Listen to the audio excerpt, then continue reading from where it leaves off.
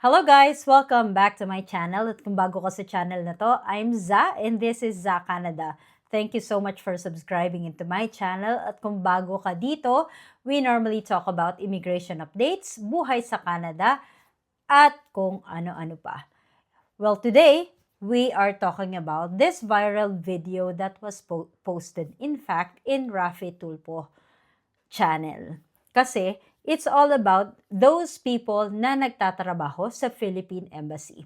And this particular incident happened in Rome, Italy. Hindi naman dito sa Canada. Pero, alam naman nating lahat na most of the time, may mga Philippine Embassy sa bawat bansa na pinagtatrabahuhan natin. At isa na dyan yung Canada. Dito daw sa video na to, may nagreklamo na may mga staff daw na mataray at may mga Pilipino raw na napagsabihan o nasermonan sa embassy. Ang tanong natin, ano ba talaga ang nangyari? At totoo ba na may problema sa serbisyo ng embassy? So we are going to talk about this issue or this video or this viral video. Panoorin hanggang dulo.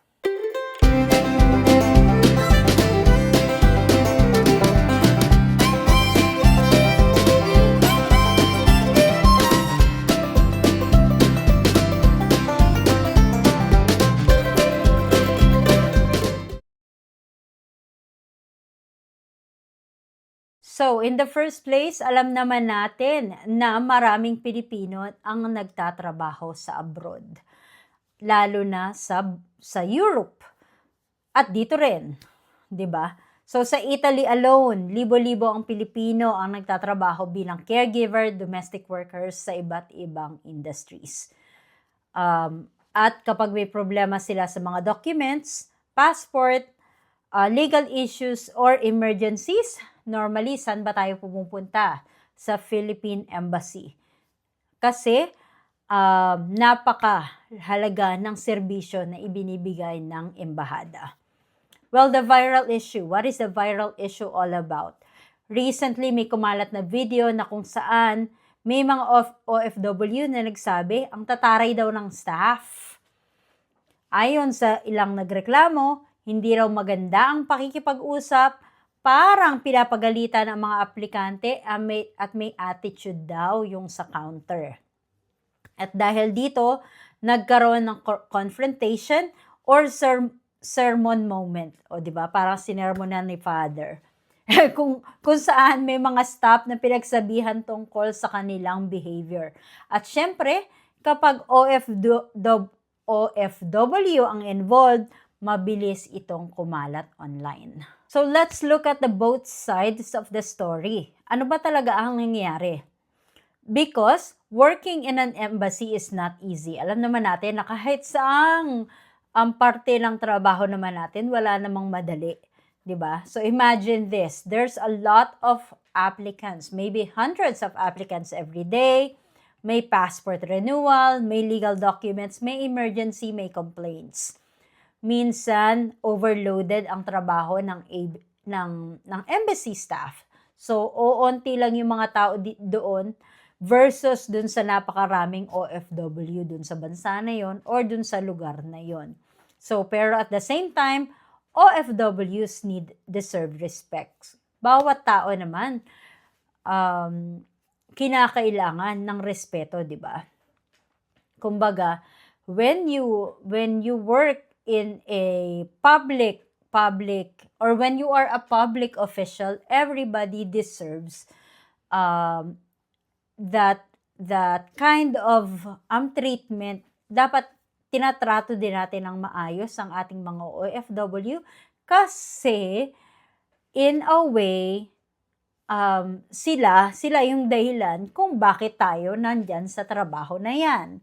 'Di ba? Nagpapadala sila ng remittance, sila tumutulong sa ekonomiya ng Pilipinas at sila yung malayo sa pamilya.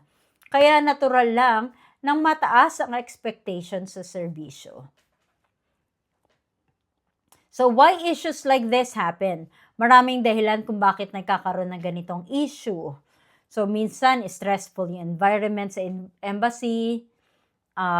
Hindi natin alam, baka yung umaga pa lang, napakadami palang complaints, napakarami pala ng mga humihinga ng humihingi ng tulong. So most of the time, if we have this as early in the morning, minsan na-absorb natin yung energy and eventually na i-release natin sa mga taong hindi dapat makarelease ng energy or ng negative emotion na yon.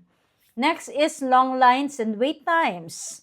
Kapag mahaba na yung pila, hindi ba, o kaya minsan pag may appointment ka pa, nagpa-appointment ka ng 3 p.m., kala mo, since na may appointment time, kala mo maa-attendan ka agad, yung pala hindi. Dumating ka ng alas 3, naserbisyohan ka ng alas 5 or much worse, hindi natin alam. Miscommunication, probably, hindi naman talaga galit. Malay mo, gano'n naman talaga yung mukha niya.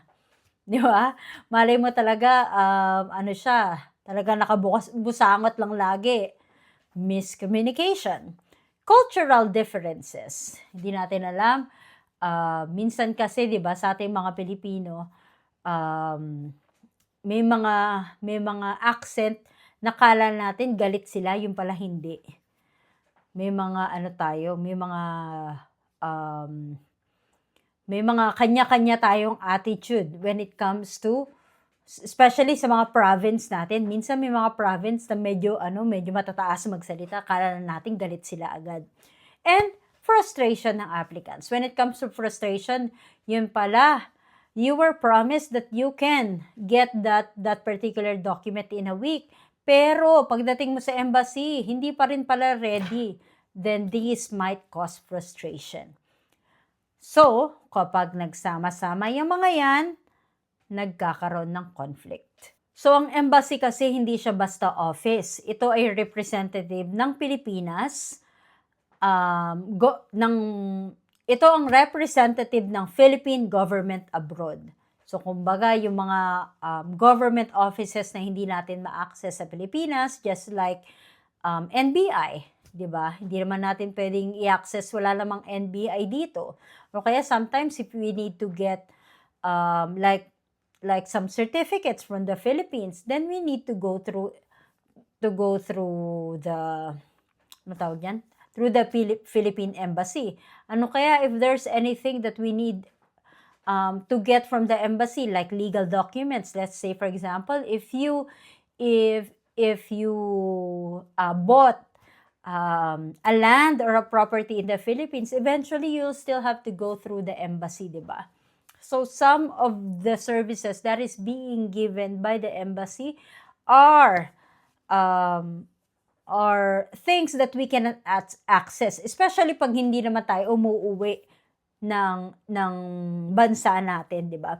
So they help Filipinos with legal assistance, documentation, community programs, and welfare concerns.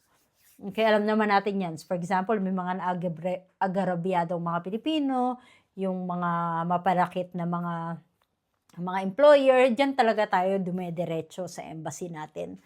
At marami ring embassy nag-host ng seminars at support activities for Filipinos abroad. So, minsan kasama sa program ng embassy is pinagsasama-sama nila yung mga lahat ng mga Pilipino so that hindi naman ma-isolate yung mga ibang Pilipino na let's say walang kamag-anak or walang mapuntahan dito sa or dun sa abroad kung saan sila nandoon. Kaya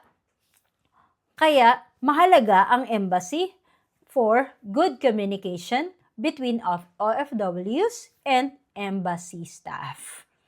And ano ba talaga ang take ko dyan? Dyan sa Dyan sa viral video na yan. Para sa akin, respect should always go both ways. Okay? Kasi 'di ba, respect begets respect. Alam naman natin 'yan. Rerespetuhin ka ng tao kung respeto rin yung ibinigay mo. 'Di ba? So embassy staff should treat Filipinos professionally. The fact that you are you are a government official or one of a public government staff, syempre, kailangan i-ready natin yung ano natin, emotional stability natin. Naiintindihan naman namin na marami kayong trabaho, na maraming pumupunta sa embassy, and most of the time, nakakadagdag yan ng stress natin. Pero hindi rin natin maitatanggi yung stress na nadadama ng isang bawat OFW na nagtatrabaho sa bansa na yun. And next is, applicants should also remain respectful. We have to also exercise our patience. So, konting pasensya lang. So, probably, nung araw na yon talagang may pinagdadaanan lang si ate o si kuya dyan sa embassy natin. Pero pagpasensyahan na natin, 'di ba? Hindi naman natin sila araw-araw makakasama sa buhay natin eh. 'Di ba? Kumbaga isang araw lang 'yan, pagpasensyahan niyo na, pagpasadyos niyo na lang siya. Kung masama talaga ugali niya, pagpasadyos niyo na lang. 'Di ba? And wag na tayong dumating sa point na makipagbangayan doon kasi nga tayo rin yung talo. 'Di ba?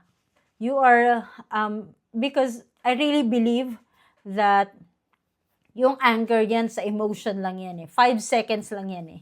Try to count 5 seconds in both parties. Probably party nung nasa embassy and party rin nung applicant. Just breathe or lumabas muna na sandali. Siguro huminga ng malalim tapos bumalik ka ulit pag kalmado ka na. Okay? So remember, pare-pareho tayong mga Pilipino. Ang embassy ay dapat a safe space para sa mga OFW, lalo na sa may problema. Lalo na sa mga may problema sa kanilang bansa, kung saan sila naroon. Okay? So that should be it for now. So sa tingin nyo ba, guys, totoo ba to? Nangyayari ba yan sa bansa kung nasaan kayo ngayon? Honestly, I experienced it once, kaya lang hindi naman ganun ka parang nagtanong lang ako ng very very light doon sa news parang clerk doon sa embassy. And then, yun nga, medyo nakasimangot si ate. Pero hinayaan ko lang kasi hindi naman talaga siya yung pakay ko sa embassy. Yun talagang pakay ko, in fairness, naman mabait. Okay? So, yun. May problema ba talaga sa serbisyo or misunderstanding lang? Ano sa tingin nyo ang nangyayari? Or paki-comment ko ano ang experience nyo dyan sa embassy kung saan kayo naroroon. So that should be it for now. Thank you so much for watching. At kung like nyo tong video na to, subscribe into my channel, like this video, share. And laging tatandaan, hindi kailangan maraming pera, basta may peace of mind. Thank you for watching. Until next time. Bye-bye.